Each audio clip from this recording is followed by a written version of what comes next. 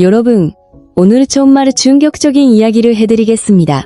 세상에서 제일 자상하고 다정한 남편, 주변 모든 사람들이 우리 부부를 부러워했습니다. 모임에 나가면 항상 이런 말을 들었습니다.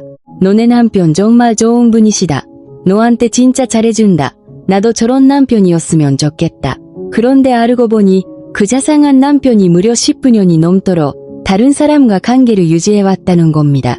긍은의 한대학 가정학과 연구팀이 50대 이상 부부 2,300 여성을 12년간 추적조사한 결과 장기 불륜 중 약 10% 67가 배우자에게 전혀 들키지 않은 채 5년 이상 지속된 것으로 나타났습니다. 우리가 상상하는 것보다 훨씬 더 많은 분들이 이런 일을 겪고 계십니다. 이 이야기를 들으시면서 혹시 우리 집 이야기 같다고 느끼시는 분이 계실 수 있습니다. 아니면 우리 딸 이야기 같다, 우리 며느리 이야기 같다고 느끼시는 분도 계실 겁니다. 오늘 이 영상에서는 장기 불륜이 왜 발견하기 어려운지, 어떤 신호를 주의해야 하는지, 그리고 더 중요한 것은 이런 일을 겪었을 때 우리 몸과 마음에 어떤 변화가 일어나는지, 어떻게 회복할 수 있는지까지 전부 말씀드리겠습니다. 끝까지 들어주시면 반드시 도움이 되실 겁니다. 자, 먼저 장기 불륜이 왜 이렇게 발견하기 어려운지부터 정확히 설명드리겠습니다. 여러분, 보통 불륜이라고 하면 뭐가 떠오르시나요? 갑자기 행동이 달라지고 밤늦게 들어오고 휴대폰을 감추고 갑자기 외모에 신경 쓰고 향수 뿌리고 다니고 이런 거 떠오르시죠? 맞습니다. 이런 건 조기 불륜의 특징입니다. 뜨거운 감정에 빠져 있을 때 나타나는 변화들이에요. 그런데요, 장기 불륜은 완전히 다릅니다. 어떻게 설명드릴까요? 장기 불륜은 뜨겁지 않습니다. 친구처럼 어쩌다 한 번씩 그 연인처럼 만나는 관계입니다. 이르는 애를 안 만나기도 하고 이르는 애를 안 만나기도 합니다. 그러다가 오랜만에 만나면 또 이전처럼 가까워지는 겁니다. 마치 우리 삶의 한 부분처럼 조용히 존재하고 있는 관계입니다. 그래서 옆에 있는 배우자도 전혀 눈치를 못 채는 경우가 정말 많습니다. 해외 한 심리학 연구소에서 장기 혼외 관계 사례 147건을 분석한 결과 장기 불륜의 % 73는 일주일에 한 번도 만나지 않는 것으로 나타났습니다. 한 달에 한 번, 심지어 두세 달에 한 번만 만나는 경우도 많았습니다. 이러니 의심하기가 얼마나 어렵겠습니까? 잠깐 여기서 중요한 점을 하나 더 말씀드려야겠습니다. 장기 불륜을 하는 사람들은 기념일을 전혀 챙기지 않습니다. 크리스마스, 생일, 결혼 기념일 이런 날에는 반드시 가족과 함께 시간을 보냅니다. 주말에도 가족과 함께 합니다. 그런데 평일 중 어느 한두 시간, 잠깐 연락이 안 됐던 그 시간에 만남이 이루어지는 겁니다. 횟수가 적고 자주 만나지 않기 때문에 또 만나더라도 제3자가 봤을 때 전혀 의심할 만한 관계가 아닌 것처럼 보이기 때문에 발각되지 않는 겁니다. 이런 장기 불륜이 발각되면 어떤 일이 벌어질까요? 주변 모든 사람들이 충격을 받습니다. 같이 밥도 먹고 가족 모임도 같이 다녔는데 이 두 사람이 그런 사이였다고 하면서 모두가 노라는 겁니다. 와이프가 차려준 밥상에 같이 앉아서 먹기도 했는데 남들이 볼 때는 그냥 오래된 친구 사이 같았는데 알고 보니 그 뒤에 다른 관계가 있었다는 사실에 모두가 경악합니다. 실제로 포항에 사시는 64세의 한 자영업자분이 이런 경험을 하셨습니다. 이분은 남편과 30년 넘게 함께 작은 가게를 운영하셨어요. 남편은 동네에서도 성실하기로 소문난 분이었습니다. 그런데 어느 날 우연히 남편의 옛 친구라는 분과의 관계를 알게 되셨어요. 무려 12년이었습니다. 이분이 하신 말씀이 아직도 가슴에 남습니다. 매일 같이 일하고 같이 밥 먹고 같이 잤는데 어떻게 12년을 몰랐을까? 내 눈이 멀었던 건가? 하셨다고 합니다. 이처럼 장기 불륜은 배우자가 발견하는 순간의 충격이 일반적인 불륜보다 훨씬 큽니다. 왜냐하면 배신의 기간 자체가 길기 때문입니다. 내 인생의 상당 부분이 거짓도 위에 세워져 있었다는 느낌을 받게 되는 겁니다. 그렇다면 장기 불륜을 하는 사람들에게는 어떤 특징이 있을까요? 이건 정말 놀라운 부분인데요. 장기 불륜을 하는 배우자들의 상당수가 의외로 매우 가정적이고 다정한 사람들입니다.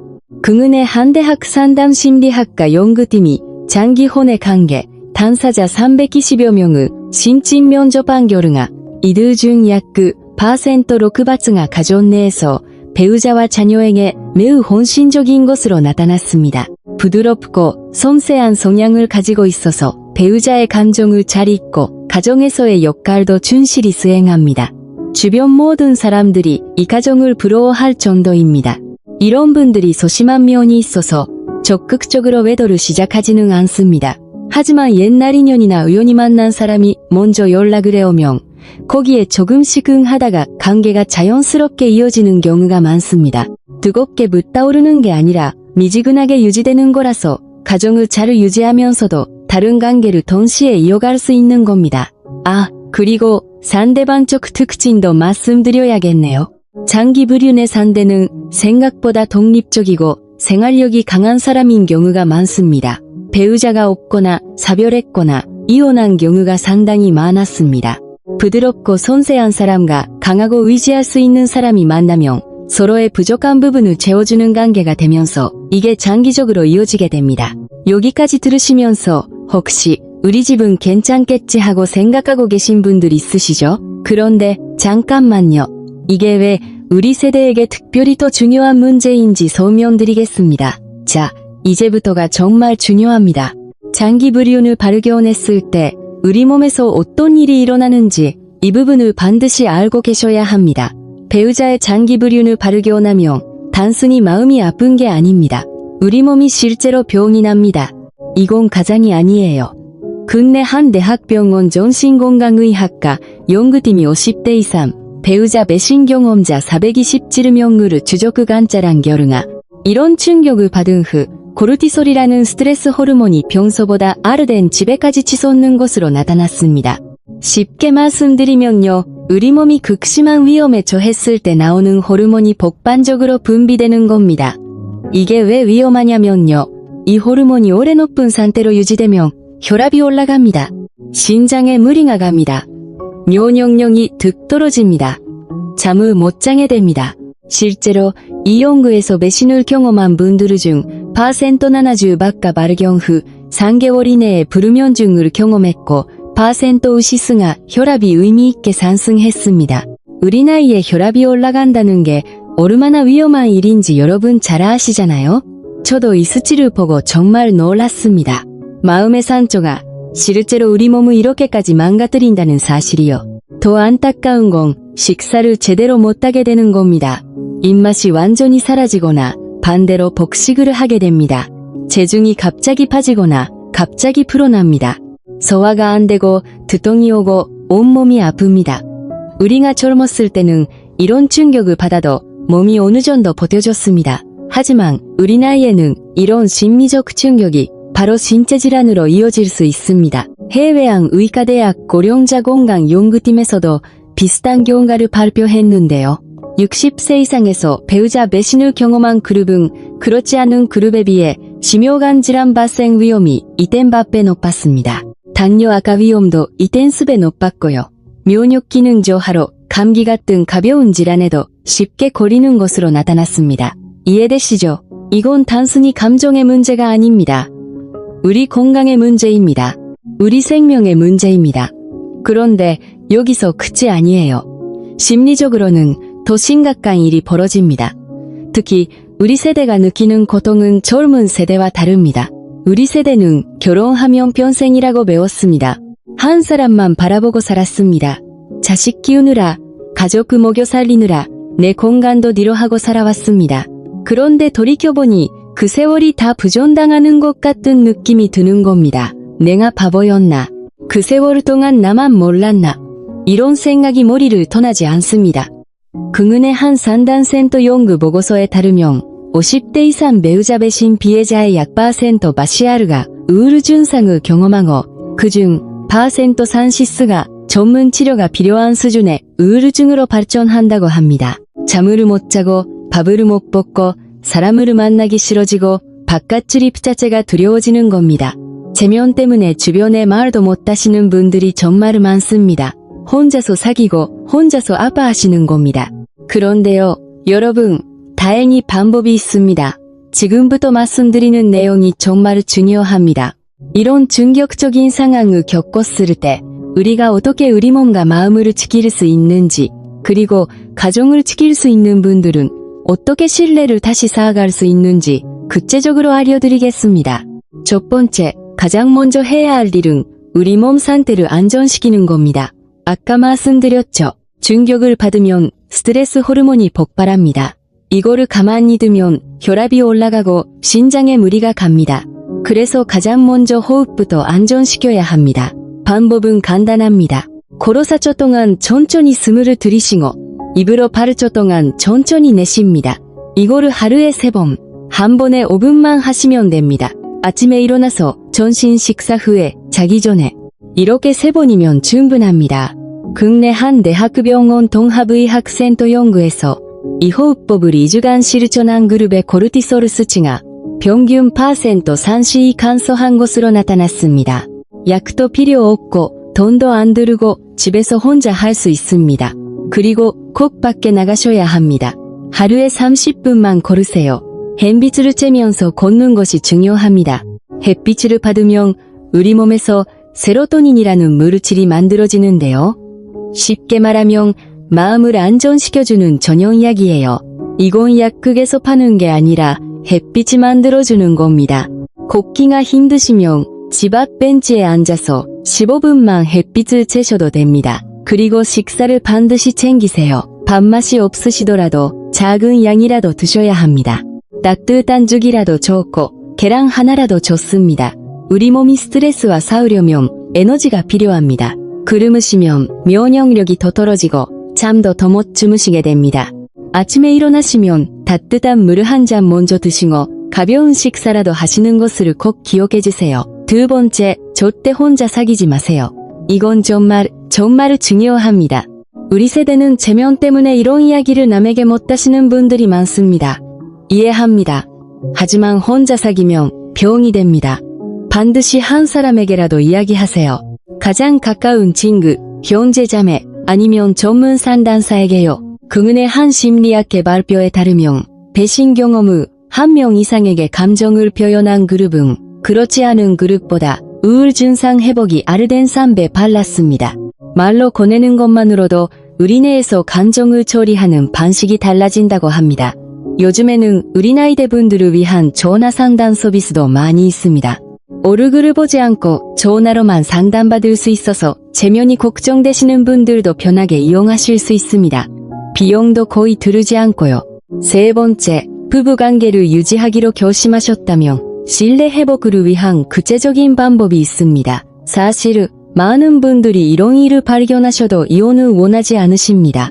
우리 나이에 이혼해서 어쩌겠냐는 생각도 있으시고 무엇보다 그동안 함께 했던 좋은 세월이 있으니까요. 손주들도 있고 가족이라는 울타리가 소중하시니까요. 그래서 상대와의 관계를 정리시키고 다시 시작하시려는 분들이 많으신데요.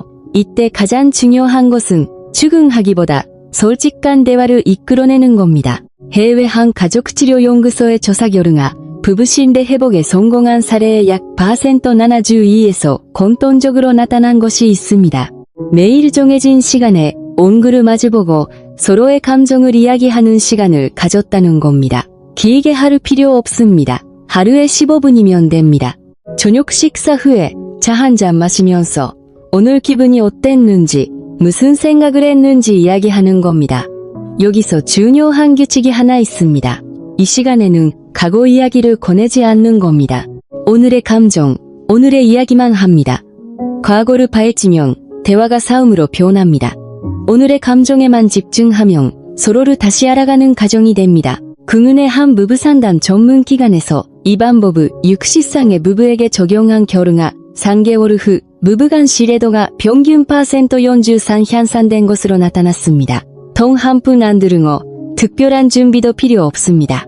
매일 15분 서로 마주 앉는 것, 이것만 하시면 됩니다. 그리고 한 가지 더요. 배우자에게 너무 추궁하기보다는 차분하게 대화를 이끌어 가시는 것이 효과적입니다. 물론 화가 나시죠? 당연합니다. 하지만 추궁하면 상대방은 방어적이 되고 진실은 더 멀어집니다. 혼인관계를 계속 이어가기 위해서는 서로의 진실을 된 태도가 필요하다. 솔직하게 이야기해달라. 이렇게 차분하게 말씀하시는 게 훨씬 효과적입니다. 국내 한법률 상담 전문기관의 통계에 따르면 차분하게 대화를 이끈 경우가 격렬하게 추궁한 경우보다 문제 해결률이 아리대입에 높았습니다. 감정은 나중에 천천히 풀어도 됩니다. 지금은 상황을 파악하고 정리하는 게 우선입니다. 그리고 하나 더 말씀드릴게요. 신체 접촉이 굉장히 중요합니다. 우리 몸에는 옥시토신이라는 호르몬이 있는데요. 쉽게 말해서 사랑의 호르몬, 유대감의 호르몬입니다. 이 호르몬은 손으로 잡거나 가볍게 안아주거나 같이 산책하면서 발장을 키는 것만으로도 분비됩니다. 지금 당장 손을 잡는 게 어려우시다면 괜찮습니다. 같은 소파에 나란히 앉는 것부터 시작하세요. 같은 방향을 바라보면서 나란히 앉는 것, 이것만으로도 심리적 거리가 가까워진다는 연구 결과가 있습니다. 자, 이제 마지막으로 정말 중요한 이야기를 하나 더 드리겠습니다. 가족관계를 어떻게 보호할 것인가, 특히 자녀와 손주와의 관계를 어떻게 지킬 것인가입니다. 이런 일이 발생하면 가장 먼저 드는 생각 중 하나가 자식들에게 알려야 하나 말아야 하나입니다.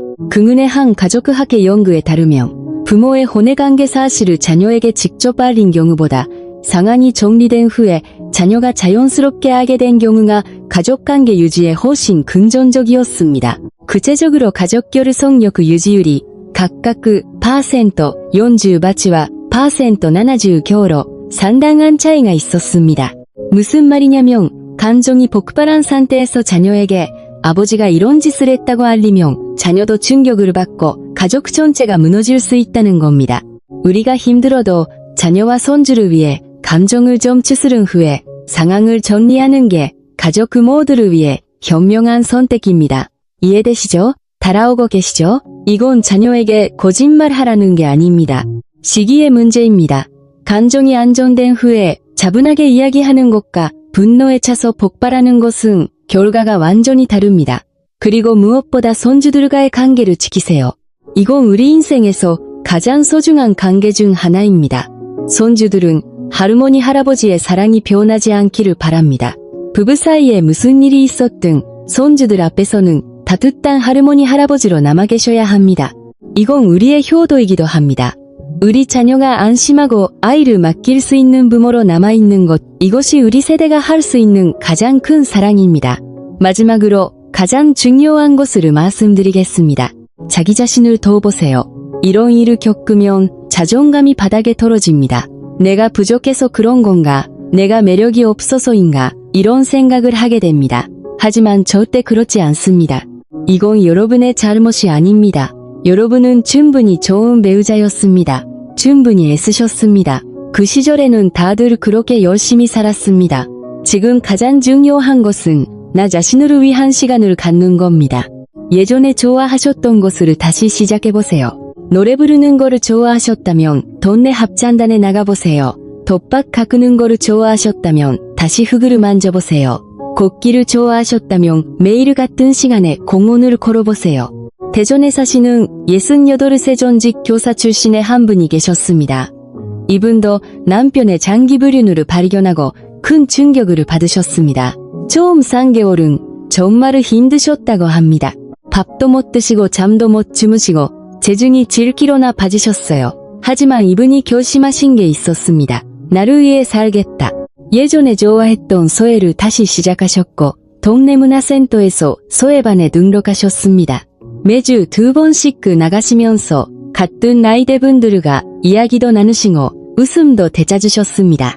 6개월이 지나니까 얼굴에 혈색이 돌아왔고 체중도 회복되셨습니다. 나중에 이렇게 말씀하셨어요. 내가 나를 사랑해야 가족도 사랑할 수 있다는 거를 이 나이에 깨달았다고요. 광주에 사시는 72세 전직 공무원 출신의 한 분도 비슷한 경험을 하셨습니다. 이분은 아내와 함께 매일 저녁 산책을 시작하셨어요. 처음에는 말없이 걸으셨습니다. 일주일이 지나고 조금씩 그 이야기를 나누셨고 한 달이 지나니까 손을 잡게 되셨습니다. 3개월이 지나니까 예전에 웃었던 것처럼 다시 웃을 수 있게 되셨다고 합니다. 이분이 하신 말씀이 기억에 남습니다. 걸으면서 서로의 마음을 다시 열 수 있었다고요. 여러분, 한 가지 꼭 기억하셔야 할 것이 있습니다. 장기불륜을 발견했다고 해서 우리 지난 세월이 전부 거짓이 되는 건 아닙니다. 함께 웃었던 시간, 함께 고생했던 시간, 자식 키우면서 함께 울었던 시간, 그 모든 것은 진짜입니다. 그 기억까지 부정하실 필요는 없습니다. 제가 이 말씀을 드리는 이유는 많은 분들이 과거 전체를 부정하면서 더 큰 고통에 빠지시기 때문입니다. 우리 삶에서 좋았던 순간들은 분명히 있었고 그것은 변하지 않는 사실입니다. 지금 이 상황이 힘들지만 우리에게는 앞으로의 시간이 있습니다. 그 시간을 어떻게 보내느냐가 더 중요합니다. 자, 오늘 말씀드린 내용 정리해드리겠습니다. 첫째, 장기 불륜은 뜨겁지 않기 때문에 발견이 매우 어렵습니다. 가정적이고 다정한 배우자일수록 오히려 의심하기 어렵습니다. 둘째, 이런 충격은 우리 마음뿐 아니라 몸에도 직접적인 영향을 줍니다. 혈압, 면역력, 수면, 식사 전부 무너질 수 있습니다. 셋째, 호흡법과 산책으로 몸을 먼저 안정시키고 혼자 사귀지 마고 반드시 한 사람에게라도 이야기하세요. 넷째, 관계를 유지하시려면 매일 15분 마주 앉아 오늘의 감정만 이야기하는 시간을 가지세요. 다섯째, 자녀와 손주와의 관계를 지키는 것이 우리 세대의 가장 큰 지혜입니다. 여섯째, 가장 중요한 것, 나 자신을 도와보세요. 내가 건강해야 가족도 건강합니다. 여러분, 우리 세대는 정말 강합니다. 어려운 시절을 이겨낸 우리입니다. 가난한 시절을 밥심으로 일하고 자식 키우느라 고생하고 가정을 위해 모든 것을 희생했습니다. 그래서 우리는 이 시련도 이겨낼 수 있습니다. 아직 늦지 않았습니다. 지금부터라도 우리 자신을 사랑하고 우리 건강을 챙기고 우리 가족을 지켜나가면 됩니다. 오늘 이 영상이 도움이 되셨다면 좋아요와 구독 부탁드립니다.